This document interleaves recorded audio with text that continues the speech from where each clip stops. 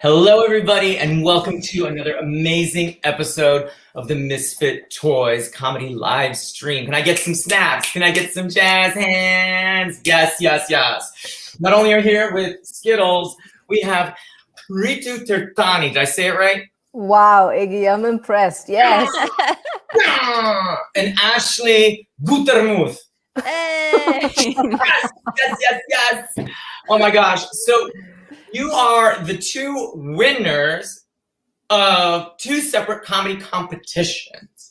Now, will you tell us the name of the competition and just a little bit about what it was like to win and the journey that got you to the crown? Ritu, start for us. Okay. Yes. It was National Virtual Comedy League. Okay. And I signed up just because I saw this on Facebook, and I was like, oh my God, I would get to meet a lot of good people here. Let me sign up. And Benji was the organizer. He did an amazing job. There were great people on the contest. You were one of them, Iggy. I loved watching your set. We were in the finals. And it felt great to win, of course. I went for like a 2-mile hike after I won at 9 p.m. in Nashville. I'm crazy. I was like, wow, this thing I wrote got me some money. This is crazy. So it was great. I felt great, and I got to learn so much. Is it your first competition? No, I did Uncle Clyde's competition with flappers. Uh-huh.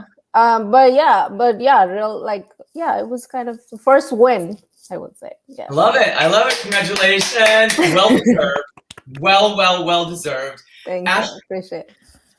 I was in the U.S. comedy contest, the headliners category, and it was so much fun. Oh my goodness. That contest starts in October. It is a marathon, and they've done it for 17 years. The people that run it are so nice, just so wonderful and kind. And so I won in the finals last week, and there were so many people. Do you remember how many people were in that Zoom? There was 300 people, about 256. Yeah. It was like, what? Like there were so many people they had to mute because it was just, there was like a cacophony of people chatting. So it was just crazy. But it was awesome. It was such a lovely experience. Everybody was hilarious. I went into that with no anticipation of placing or anything. I just was like, oh, it'll be fun. I'll get to see my friends. And I did. Iggy was there. and it was awesome. I watched they do two separate categories on the night before they do the 2-year and under one, and I went and watched that too, and everybody was hilarious on that too. So I say enter that contest because it's awesome. They'll do it again next year. So both of you did you enter with the I'm gonna win it, or were you like, oh, it's gonna be? No, I didn't think I would win it. I'm not gonna lie. No. Why do you think you won? Why did I think I won? I don't know. It was relatable with a lot of people. There were a lot of Hispanic people in the crowd, and Americans. You're Hispanic, so that makes complete sense to me. Yeah, right. I don't know. I have jokes on Hispanic people and Americans and cultural differences. I still don't know why I won, but I'm happy. I spent the money already.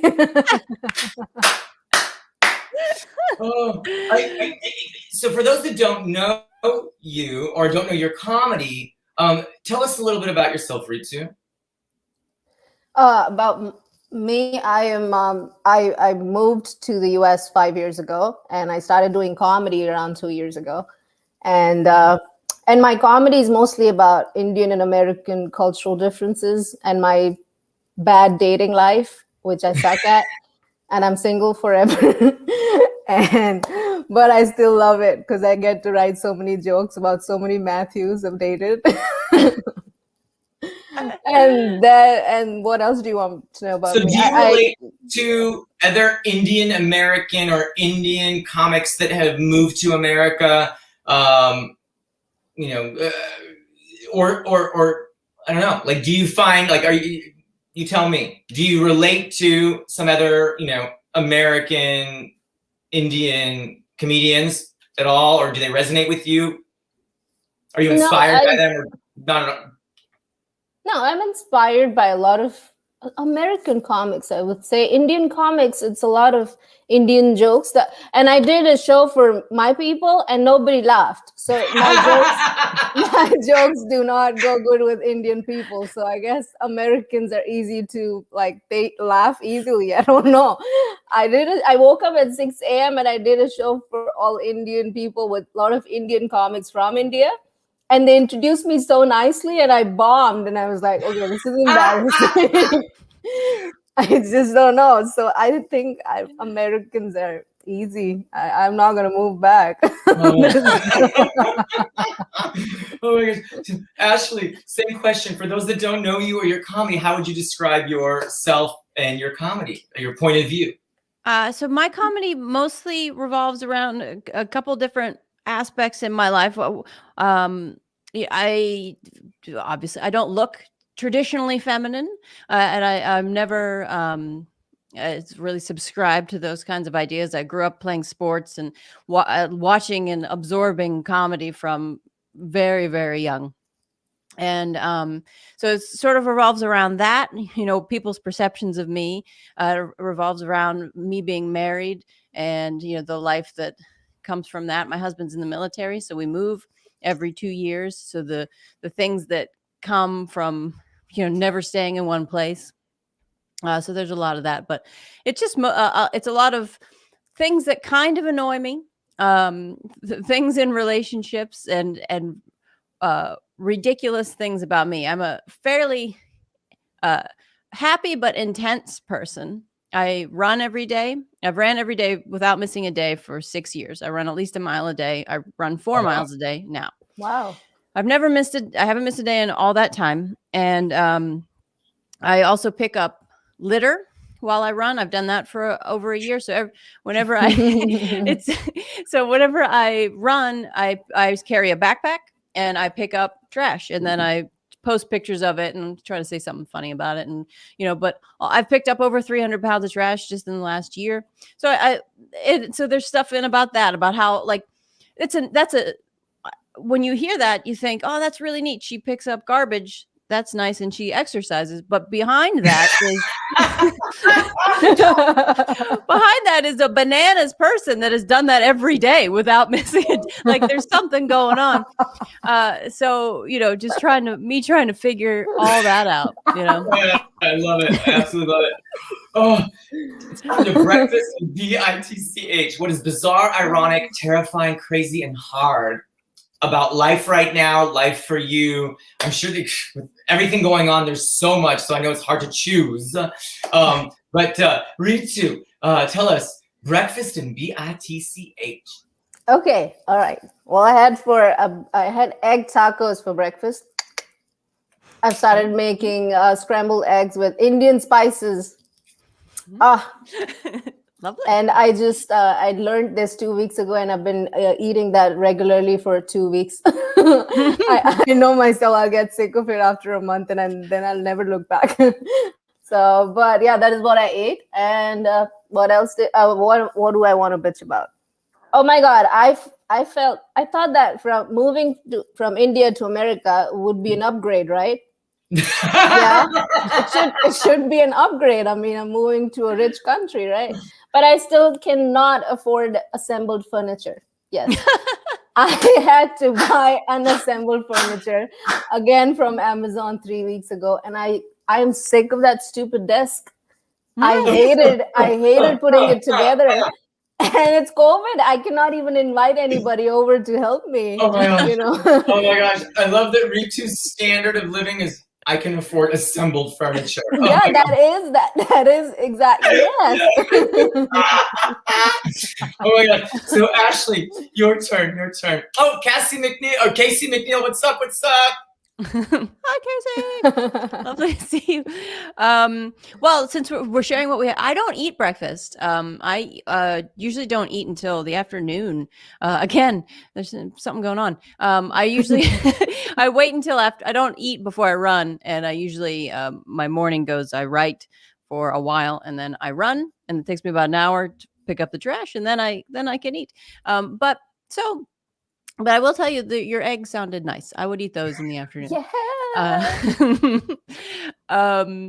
What is going on with me? So, as we're having things open back up, and hopefully I'll get vaccinated whenever it is And reasonable. you're in New Jersey. I'm in You're in Nashville, correct? Yes. Okay. Just wanted so our viewers, everybody knows, point of reference. So you're in New Jersey, waiting for things to open up. Waiting for things to open up, and it seems like New York has started to open up a bit, and just trying to figure out how that's all going to work. I moved to New Jersey in November, and so I haven't really been out anywhere. I don't leave my house, so I don't really know where I live or what's around. It's like I just hunkered down, and trying to figure out like what the next step is when I'm able to get vaccinated and get on out there. Just going back to driving, when I lived in Seattle, I would drive. Well, I lived about an hour south of Seattle, and I would drive to Seattle 5-6 days a week, and it would be about an hour. You're on the road constantly, and trying to get back into that rhythm where I'm out every night and performing every night at actual places. So just trying to figure all that out. That's the act of driving again scares me, because last year I got in this really bad car accident, and the car got totaled, and I ended up with this traumatic brain injury that's left me with, like, sometimes I'll say words wrong because it turned my brain into. Whoa. Are you like, we need to take a beat to process. First, like, Yes. thank God, Ritu, like that you're okay. Oh my God. Yes. She's like, oh, by the way, I got in this car accident. I know. Massive brain injury. Anyway, back to New Jersey. Like, what? Yeah. Well, I was coming back from a show. Somebody hit me from behind and spun me on the highway to rip the brain tire. It ripped the tire out from the car and sent that down the highway. The main, I-5, the big highway that runs along the whole West Coast, and spun me 360. And the cop came up to me and he was like, "You're lucky to be alive." And I was like, "Oh, all right, that's comforting." But it was a whole mess, but it's left me with weird things that happen, like traumatic flashbacks of driving that there's nothing really I can do about it. It just happens because I was driving in a straight line and somebody hit me from behind. There was no way that I could have ever seen it coming. So I thought I'd been hit by a semi truck. Anyway, so what that led to is me going into hospitals and having all that stuff done, turned my brain a little like, pudding. And sometimes I say the wrong. Know, like, no, you have to explain it to her. She's like, oh yeah, you know what it's like. I'm like, no. Well, so I had a traumatic brain injury, and it took like slightly deaf in one ear, they tell me, and I can't hear so well out of the ear where I got hit, and it messed up my back and my shoulder and all these things. But here's the good that came out of it, right? So sometimes I might say watermelon when I mean peach, but but the doctors from the get-go, they were like, okay, you're going to really be in a lot of pain because you were spun around. You're probably going to have all kinds of issues, but you need to keep moving. So my running didn't stop. So the next day I still ran. So the run streak continued. And out of that, because I couldn't run as fast because it would aggravate my brain. I was getting like headaches, and I had a lot of concussion symptoms because I blacked out.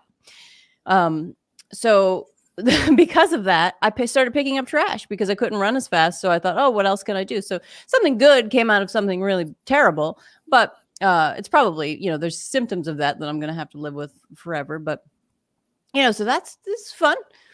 Right. But I love that in all honesty, I genuinely preach and believe that the brightest gifts, the most brilliant gifts, are always wrapped in barbed wire. And looking back at all of the most traumatic experiences that I've had,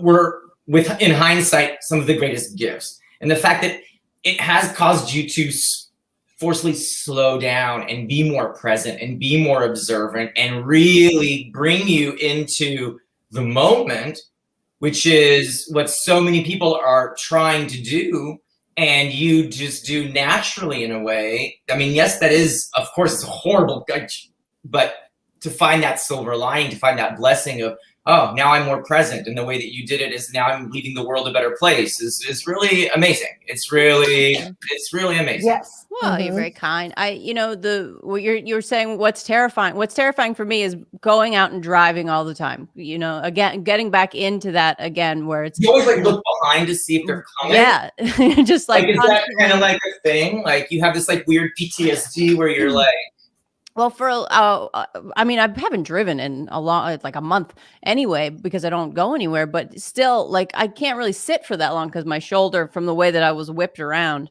I wasn't able to sit for that long. But there's really nothing you could do because the guy was going way over the speed limit, so I couldn't have seen him him coming. But that's the idea of getting back out there and being on the road is something I'm afraid to do. I'm going to do it anyway, and I'm just going to have to suck it up. But, I'm afraid to go back into that again, to the daily. All right, I'm going out at night when people have been drinking or when something's been happening, Uber, and do that too. Uber. Ritu, have you been through any traumatic experience looking back at the moment you thought, oh my gosh, how horrible is this? But now you're actually grateful, or you found a silver lining. Is there anything like that you've gone through where you were like, oh, this is, other than moving to America? No, I loved how Ashley described a life-threatening situation. Like, it just happened, brain injury. And I was like, girl, oh my God. So yeah, no, I haven't been through any of that thing, And I'm impressed how beautifully you described it and what you learned from it. So kudos to you. And I don't know. I think divorce is the biggest thing in my life right now. It's not. I think it's not. But it's not a big thing. But in India, coming from a culture where marriage is everything, it's hard to explain people that you're divorced, or like your marriage failure is like you're failed. Like my parents, they still cannot. They still are like, I would tell them I won a competition or got another show, and my mom is like, but you should have worked hard on that marriage, So she's always like backtrack. I'm like, you gotta move on, It's okay. Everything, you love somebody and it's over, move on and see beauty. I mean, I don't know. I learned a lot about myself. Was your husband Indian? Did you move to America because of the divorce? No, with him. I moved with him for his job. Oh. And it was so you left everything. Yeah.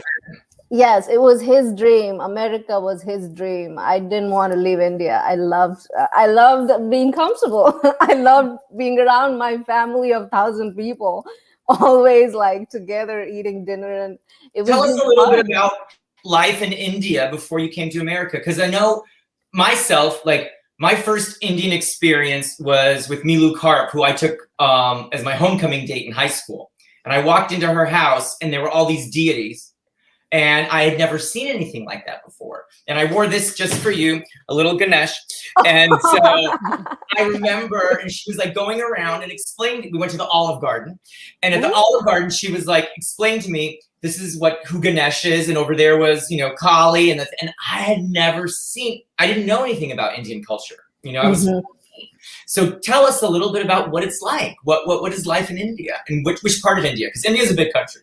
Yes, I'm from Indore. It's like a small little town in India. Conservative people. Marriage is the goal, and that is it. We don't I'm the only one in my family who got a master's degree and got a job. And my parents were like, why are you getting a job? Just get married. So they were never like happy. The only happiness they have ever seen is like when I was with my husband, they were like, yay, our daughter is married. So it's a great country. It's a beautiful country. It's very different from America. You don't in America, you don't know the next door neighbor, but in India, your neighbor knows what you're eating for lunch tomorrow. So we're so close knit, the community. It's all about people. There are 1.3 billion people and 36 million gods. So we're crazy. We are crazy people. We're religious. We just pray, eat Indian food. Indian farts are explosive. And it's just, yeah, I mean, we live life. It's a good country. Yeah, but America is different. It's fun. It's beautiful. It makes you independent. It makes personal growth is where this country taught me. So I'm thankful for everything. I love it. I love it. What got you into comedy? Oh, I was just bored, and Bored. I was just bored. So you know, yeah, I was single and nothing to do, and I didn't want to date anybody because I was taking a break from my things that in life. So I was like, after my job, I had so much free time. Like, what do I do? So I came across this comedy class. And I was like, okay, let's learn how to write a joke. I mean, how bad? I mean, I've never seen a stand-up comedian. And I was like, okay, this is... So I started, I mean, after this class, I did my first open mic and I never looked back. It's been amazing. It's addictive. You cannot leave it. I don't know if any comedian could leave comedy. It's just, even if you're not good at it, you will still just follow other people, and you're like, I will support you. I suck at it. Like, it's a beautiful skill to have, I guess. Love it. Love it. Ashley, what got you into comedy? When was your first moment? What was your inciting comedic incident? My first of all, I want to say Ritu, marriage is the goal. Doesn't that sound like, I felt like that's like an album for you? Like, the way that you said that was, I could just, like, marriage is, or maybe it's marriage is not the goal. That should be your your Netflix special. So great. So I've always been over the top obsessed with comedy, and so my both my parents had the same job. When I was growing up, they were both helicopter mechanics. So my mom was a helicopter mechanic. My dad was a helicopter mechanic. And so it's already kind of unusual to be a mechanic for helicopters, but then also to have my mom do it was extra unusual. And they would work far away. It would be like 2 hour drives. And I would be really little, like 3-4 years old. And I would go with them to the airports. And I would listen to Monty Python, and they would have George Carlin cassettes. And we had a lot of British comedy. I grew up with constant British comedy and famous movies like Mel Brooks movies and all kinds of stuff like that. So my whole life forever has always revolved around mass consumption of comedy. I hate drama, anything serious. I can't take it. I can't. Sometimes my husband will put on like action movies, and he does it when he knows I'm busy, because he's like, you're not interested in this. I'm like, I'm not. There's nothing funny about it. To me, it's like, if there's nothing funny about it, what's the point? Why do I want to pay to be sad? I don't. That's true. I don't. Some people like it. I don't like it. But I don't have a real good ways of expressing emotions anyway. So when I'm watching a movie, I get so sucked into it, and I don't like the ways that it makes me feel, like like actually feel, not like any particular emotion, but just feeling in general. I'm like, all right, back off, Marvel.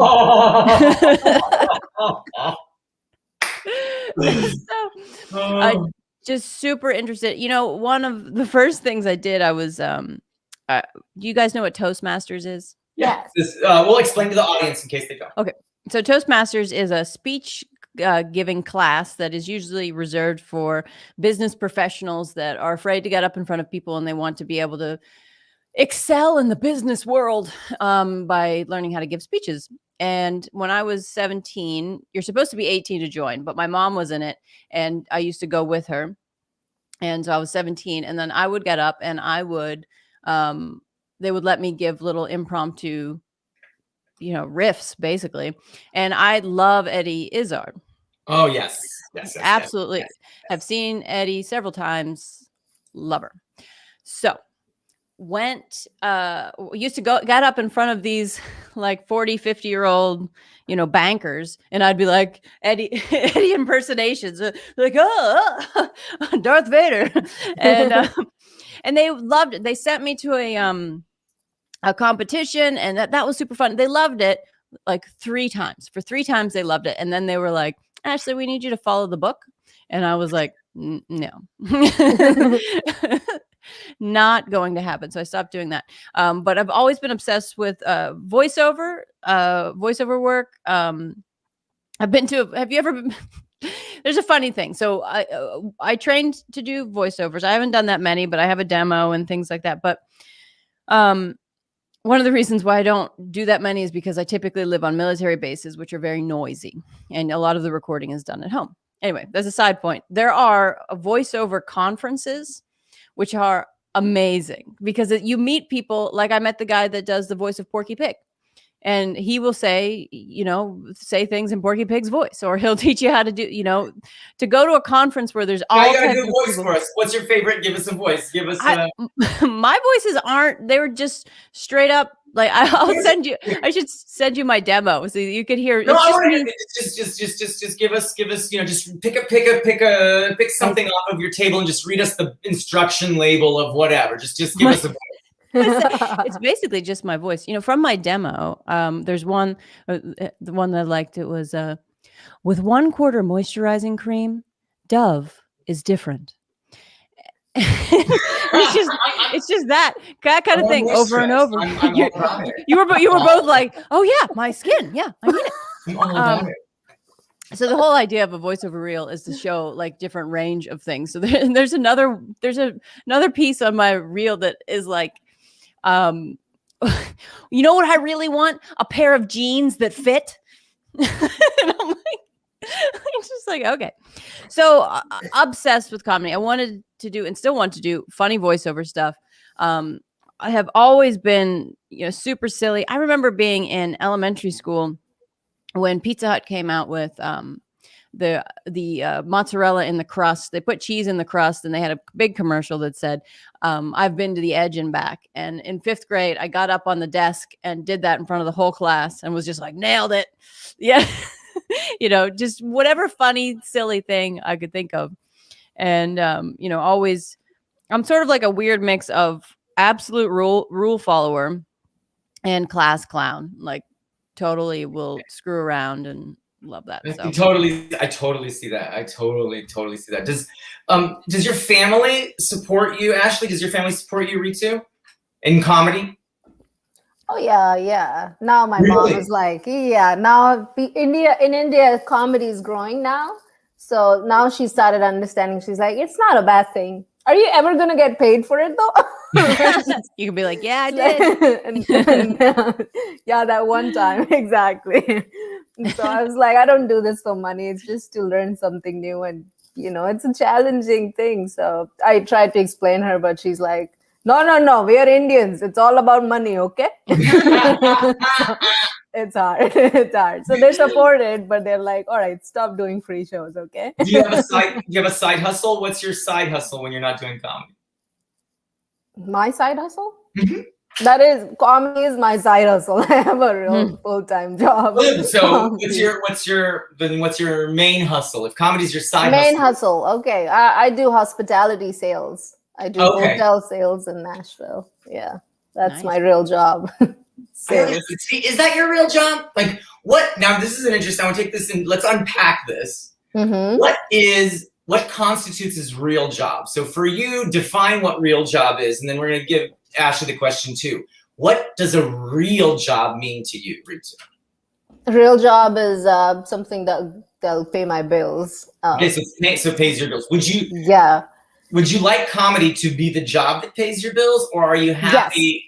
No, I enjoy writing. Actually, I enjoy writing more than performing. So I want to be a comedy writer if possible, but I have to work on language a lot. English is so hard.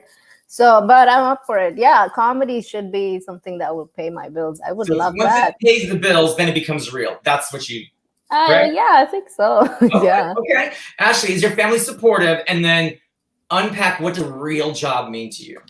My family is supportive. My husband, he's great. He loves it. He's all over it. I don't know if you guys have this where you you have something happen, and then like when you do comedy, people are like, hey, you should do that, you should do a joke about that, that's really funny. I'll get that from my family, and then I'll just be like, no, it's not funny. It's what you said. And a lot of times people just think like what's shocking is funny, and you're like, that's not what I'm doing.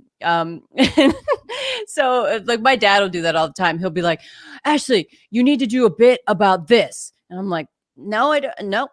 There's nothing in that. I said, you can do it.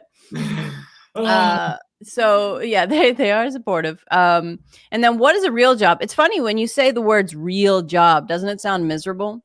Yeah, like, it just sounds awful. So to me, a real job is something you hate, and the other job is the fun thing. That's what I meant. That's what I meant. Exactly. And Ritu, if you're interested in any like other writing stuff, or like maybe like late night writing things, if I ever see anything, I'll send it your way, and you can apply, because I think you'd be awesome. You don't have to worry about any, like you would do an awesome job. Now you don't worry about studying. If you want opportunities, tell me, and then if I see them, I will send them your way. Hey, it's not about the language. It's not about the language. They have tons of people in the writing room, in the office, that will add the preposition or add the extra S or whatever apostrophe is missing. It's your ideas, and what really resonated with me about your comedy is your authenticity and your truth. And there are so many people in this world that are so fake, that are trying to, and this was me when I first started doing comedy. And which I'm so almost, I don't want to say it, but I'm a little jealous of you, because you learned, which what I wish I did from the beginning, is to write for myself, to write from my truth, not to write what other people might think is funny. You don't write when you talk about what you don't write about what you think everyone will think is funny. You write what you think is funny and what makes you laugh. And that's why that's why I voted for you. That's why I was so drawn to you, is because you were just so authentically you, and you were just writing and having fun yourself. Do you agree? I agree. Yes, I enjoy my sets. I laugh in my own set more than people laugh. Yes. Yeah. What's your writing process, by the way? What's your how do you write? What's your process? I would love to hear your process. Ashley or Ritu, whoever wants to. What's your process? How do you write? How do you come up with your ideas, your jokes? What do you? Well, go ahead, Ritu. Okay, I'll go ahead. I've realized that you have to write every day for your brain to understand that this is something that you finding funny is not just writing once in 2 months and you'll come up with a joke. You have to train your brain that this is what we're doing. We're misdirecting. We're writing a premise now. We don't have to think about what other people would think. I have to think. First, I write a premise. Like I wrote the joke about my wildest sexual fantasy about an American man. And then I wrote what people would write, people would think. And then I thought that something that I've noticed while my wildest sexual fantasy about American men is the one who does not have student loan debt. Because, I came up with that.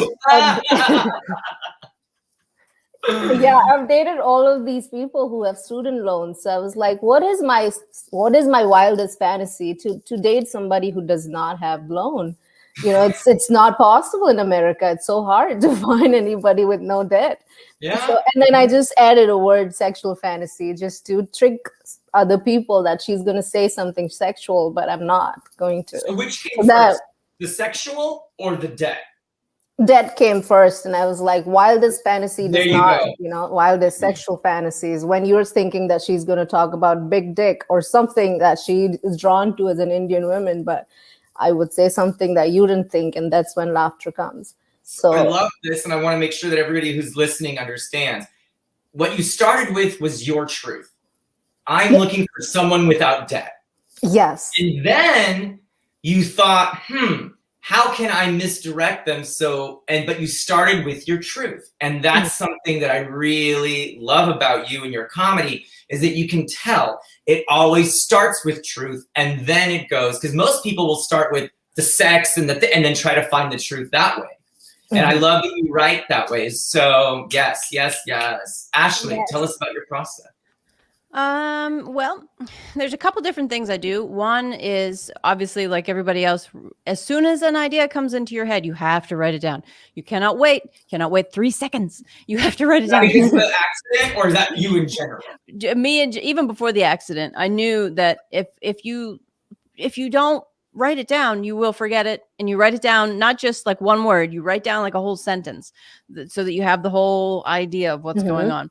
So I put that in my phone. I don't use notes. I actually send myself emails with the same heading so that I can just, if I ever need topics, I just go type in that subject and then they're all there.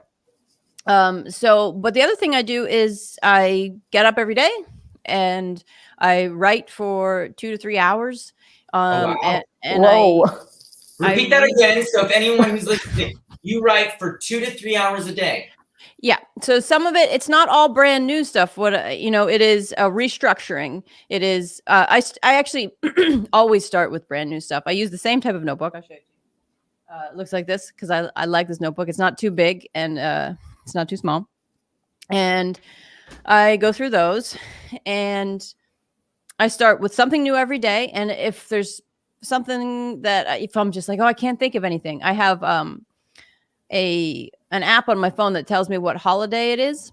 So then, whatever national holiday it is, I'll write like a late night style monologue joke about it. And then it goes in there. The important thing though, is to read what you did the day before. Read what you did the day before. And then that flows you into the next thing. So I do that. So it's sort of half new stuff and half restructuring of old stuff, and trying to piece it all together and then sharpen and make it better, so that, because you'll tell a joke for like a year and then I don't know where you'll be like, oh, I had this moment.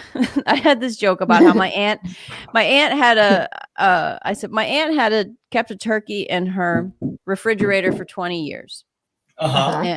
And originally I said, thank God she died around Thanksgiving. And it was, I would get mixed reviews on that.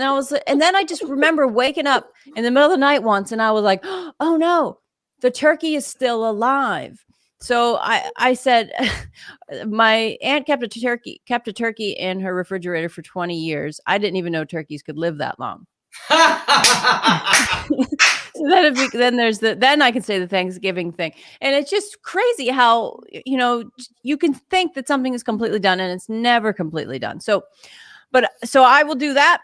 And then I usually try to do, in the afternoons, I try to work with other people. Like I'll jump on Zoom with a friend and be like, oh, what are you working on? What do you think about this? Because the biggest issue is to trust your instincts. If you think something's funny, it's going to be funny. It's just a matter of, have you given the audience enough information to put the puzzle together? And once you know that, and you know that you can make anything funny, it becomes so much more free. You can just throw stuff out there. And also the more, like, I would perform as much as possible. Just like with running streaks, I had performing streaks. So it was something like 67 mics or shows in 40 something days. Wow. So I was doing, at least one a night, sometimes up to 4. And then I would get really sick because, everybody's touching the same mic. There's a lot of germs. And then that would take me out for 3 days. And I would have to, I didn't want to get anybody else sick. Then I would start back up again. But it's the same thing. If you are performing twice in one night, the first one goes bad. The second, you're like, okay, well, I got to go to another one, and it's just an easy, just keep going, keep plowing through. What are your goals? Where would you like this to go? So Ritu, you said you want to write. Mm-hmm. So you would love to write for either late night or a show, or move into more writing. I'm realizing that I'm not able to repeat jokes. It's just, if I have a new joke with the set that I'm doing on a show, I'll be super excited. But if I don't have a new joke, I'm like, I don't want to do this, So I'm enjoying writing jokes more than I don't know. So yeah, writing would be something that I have to look into what all is available and stuff. Yeah, but that's the goal, to get better at this and then get into writing. Probably. Yeah. What I love about comedy is that a lot of people don't know, but and I ask this of people. It's like, does Beyonce write all her own songs? Does she produce her own music? Does she choreograph all her own dancing? No, she has a team. And every great comedian also has a team of fellow comedians around them, their comedy tribe or their funny family, whatever you want to call it. And we what I love about comedy is we get to choose that family, and we write together and we bounce ideas off each other, and it is this kind of communal voice. And I love the fact that I love to write for. I have a lot of female comedians that I write for, and I love to write jokes for them. I can't say them. I don't have the parts, and I don't have the certain colors. I can't say what, but I love to write for that voice. And I love to make, but I'm not the one to deliver that to the world. But I still love to write, from that perspective. But Ashley, where would you love to go? Like, what are your milestones career-wise? Yeah, I want everything. What does everything mean to Ashley? Everything. So I want to be a headliner. I want to go on the road, and one of my the thing that I've always had in the back of my mind is to have an Edinburgh Fringe show, and to go to the Melbourne Comedy Festival, and to do these international comedy festivals that I really want to do, because I love British comedy so much, and that's such a big part of British comedy, where they go to Scotland for 30 days and they do their hour every night. And when you listen to podcasts that has those comedians on during that month, you just, in the beginning, they're just like, yeah, this is great. And then they're like, oh my God, I have drank too much. I am dying. So I want to do that at least once, hopefully more than that. So spend all of August in Scotland doing that.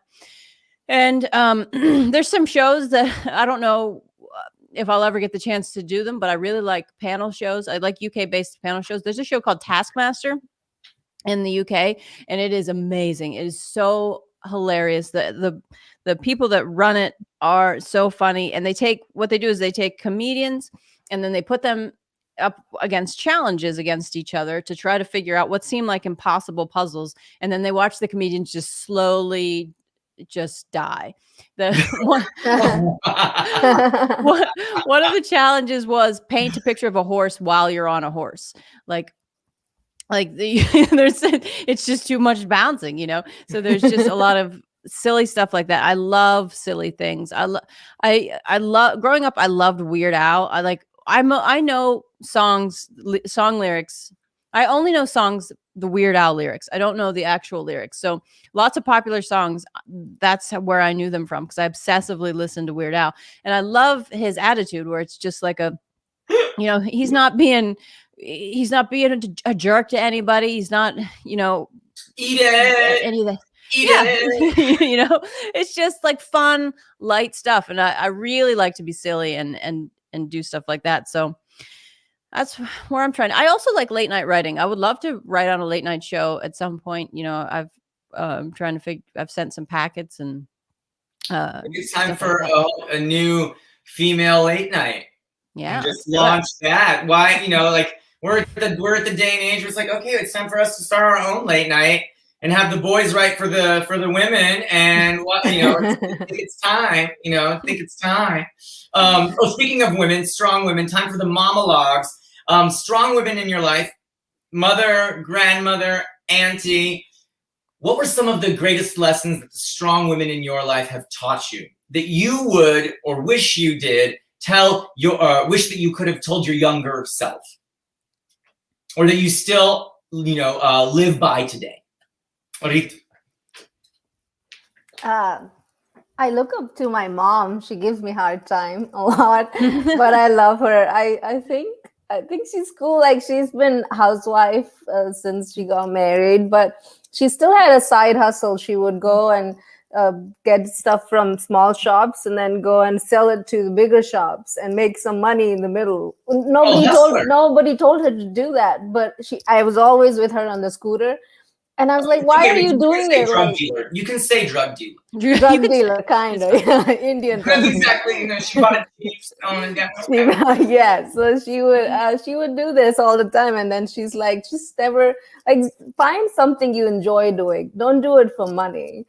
She tells me this, but now she complains about how I never get paid for anything. But that is what she taught me. And then she also taught me to respect people. Like in India, even if you're a middle class person, you still have a cook at home or somebody who sweeps and mops your house and stuff. You have those people. I mean, labor is cheap in India.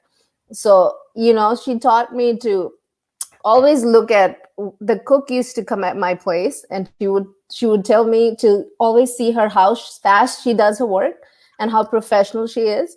And then make sure you thank her for how good the food was. Like, she told me to learn from everybody, learn from a bigger person, but learn from every kind of job you do. Any job is not good or bad. You're doing it professionally, that matters. So she taught me some good things, and I don't know I would change anything. That's very profound already, is do what you love and respect the process. And I think that's so, just respect the process. And what comes to mind when you said that are the Buddhist sand paintings, where they spend so much time making this beautiful work of art. Yes. Just countless hours. And then, and it's all about the process, not the final product. It's all about finding that joy in the journey, that joy in the process, and respecting the work. And I think that's very profound. And I love that. I love that so much. You put it better in a better way than me. That is what I was trying to say. Perfectly. Ashley, what life lessons from strong women in your life? Buddhist sand art's amazing. Whoa! Oh, this, like, what the? Okay, all right. Well, that's my evening, because that's what I'm going to be looking at. That's amazing. Like I said, my mom was a helicopter mechanic, so she very mechanical, right? But she. I love how you're just so casual about it. She's like, my mom, she fixed choppers. She fixed helicopters. So I grew up with that. My parents got, I don't know, my mom was like 20 when they got married. My dad was like 27, something like that. And he was a helicopter mechanic in the Army, and then got out of the Army, and then they got together. And then my mom always said she wanted to be a doctor, but then my dad convinced her to be a mechanic, which seems like a bad career move, like money-wise, you'd think. But hey, it's the same thing, except one is fixing robots and the other one's fixing human bots. Maybe, I don't know. It's weird, but it's funny because they worked at the same places, so they would work in the same hangar, and sometimes my dad would have like a job that was more of a manager job. He did fix them, and then he went to a manager job. And then my mom went to become lead mechanic. So she was in charge of all of these guys that were fixing helicopters. And, there's a lot to that. There's a lot of taking engines out and screwing around.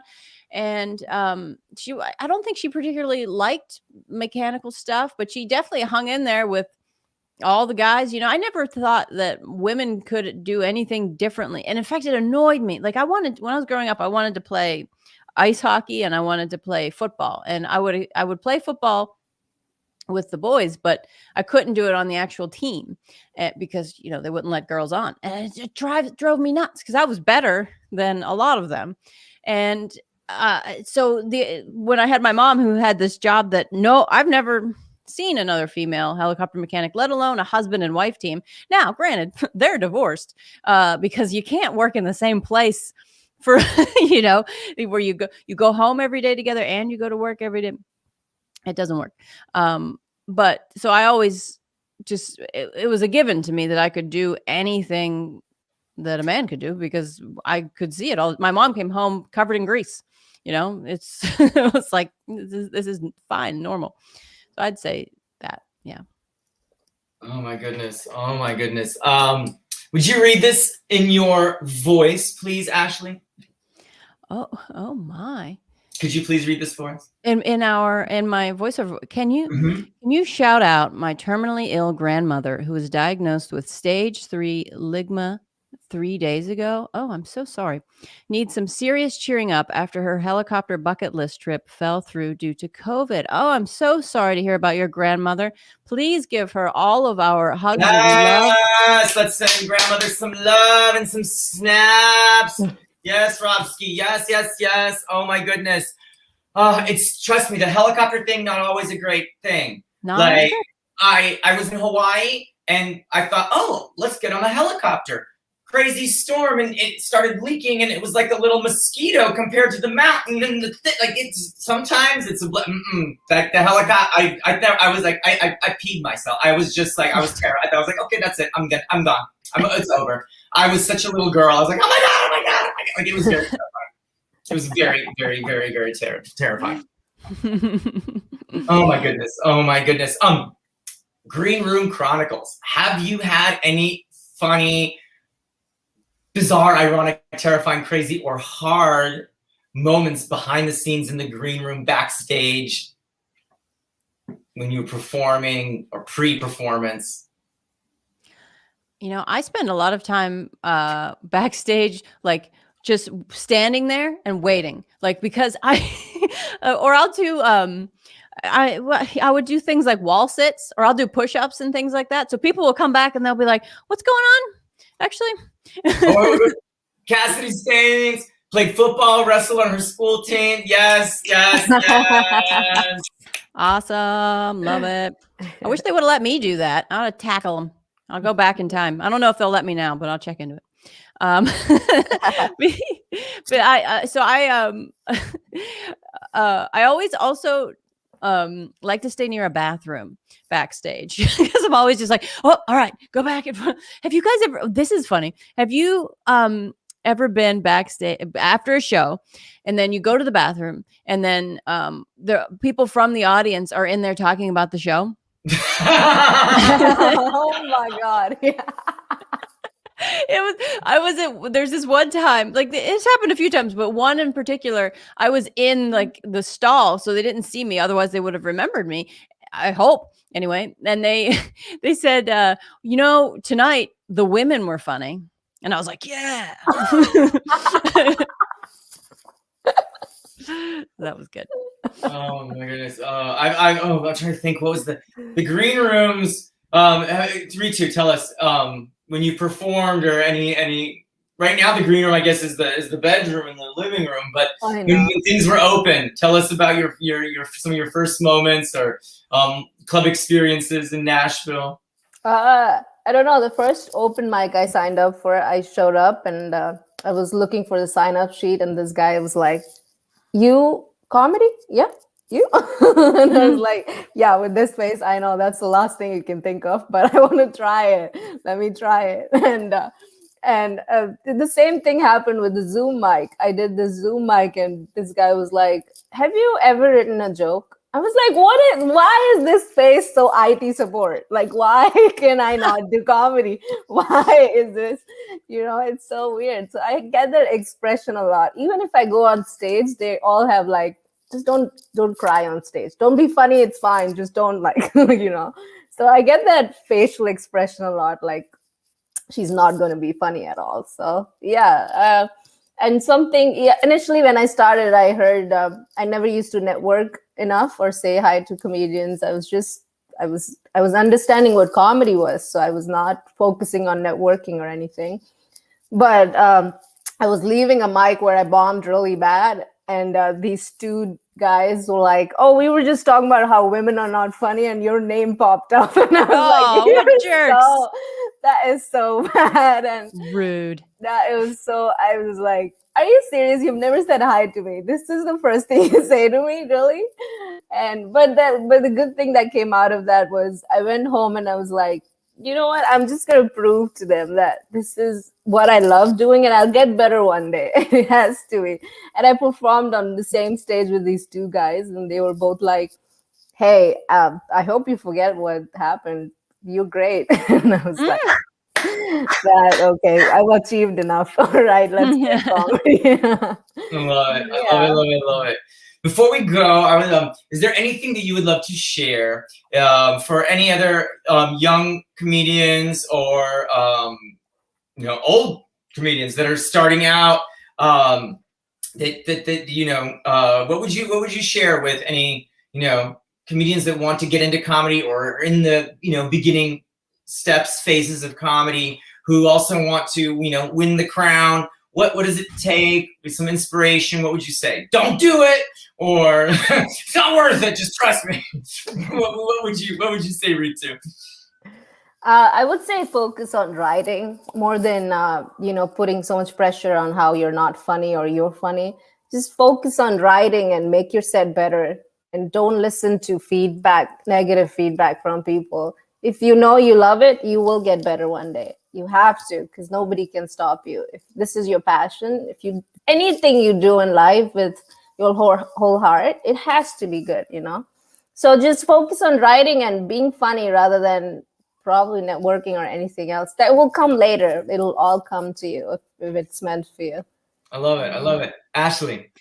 Yeah, it's similar. Work as hard as you can, within a reasonable, still have a life, obviously, but a lot of people have talent and they quit. There's a lot of really, really talented people that we'll see all the time, right? And then they'll disappear and they stop for whatever reason. So you want to just keep whatever you have to do to keep improving even a little bit. Just if it's one joke a day, you can do that. Write one joke a day and watch how much you improve, because hardly anybody works that hard. Even hardly anybody writes they might write a premise a day, but a full joke, do it and you will be so much farther ahead. At the end of the week, you have 3-4 minutes, depending on how long they are. So I say do something every day and you will be better than most people. Do we have any shows coming up? What's going on this weekend? Yeah, well, I would like everyone to check out my Instagram if they wouldn't mind, because I have a link tree and I post when shows are coming, and a lot of it changes fairly often, especially in the Zoom world. Is that right? We got Instagram.com. We got Ash Gutermuth. Insta. Click the link. Yes. Yes, please. And Ritu, tell me. I have 2 shows tonight. Please come to the shows. So fucking funny, and Friday Night Funnies tonight. Love it. So how do we get tickets? How do we find out where and how? So it's on Instagram, Linktree. It's a cool thing. Yeah, I have all the shows there. Please do come, and that's it. I love it. Awesome. I'm doing a show tomorrow here in Baja, Mexico. It's going to be a live outdoor show with Armando Anto and Richard Villa. Check out Armando Anto's new dry bar comedy special was just released. So it's going to be a great time. And these are 2 of the guys that I started comedy with way back when. And so it's been great to see everybody succeed and rise up and really get their, get out there and be seen by the world. It's pretty cool. So I'm gonna go meet them and all the kids, and then we're gonna write some jokes and get up on stage tomorrow. So that should be a lot of fun. So, thank you so much, you talented women. Such an inspiration. So much fun. I love both of you so much. Thank you, everybody who's tuning in to Misfit Toys Comedy. Thank you so much. If you want to start in the comedy world or you want to up your comedy game, our next semester starts on Monday. So you just go to Misfit Toys Comedy on Insta, Misfit Toys Comedy at Gmail to email us, or Misfit Toys Comedy on Facebook, and we'll send you the curriculum and how to sign up. So have a wonderful weekend. We love you. Ciao. Love you. Thank you. Thank you.